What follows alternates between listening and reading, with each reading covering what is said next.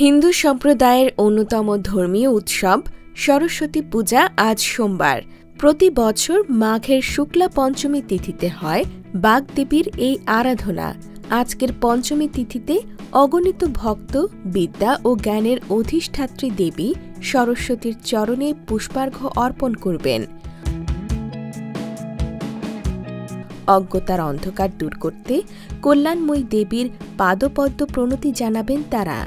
এ উপলক্ষে হিন্দু সম্প্রদায় বিশেষ করে শিক্ষার্থীরা আজ বাণী অর্চনা সহ নানা ধর্মীয় অনুষ্ঠানমালার আয়োজন করবে। সারা দেশের মন্দির, মণ্ডপ ও গুরুত্বপূর্ণ শিক্ষা প্রতিষ্ঠানগুলোতে পূজা ছাড়াও অন্য অনুষ্ঠানের মধ্যে রয়েছে পুষ্পাঞ্জলি, প্রসাদ বিতরণ, ধর্মীয় আলোচনা সভা, সাংস্কৃতিক অনুষ্ঠান, সন্ধ্যা আরতি, আলোকসজ্জা। দেশের সব শিক্ষা প্রতিষ্ঠানে আজ শিক্ষা কার্যক্রম বন্ধ থাকবে। মহানগর সার্বজনীন পূজা কমিটির উদ্যোগে ঢাকেশ্বরী জাতীয় মন্দির মেলা প্রাঙ্গণে কেন্দ্রীয় পূজা মণ্ডপে সরস্বতী পূজার আয়োজন করা হয়েছে।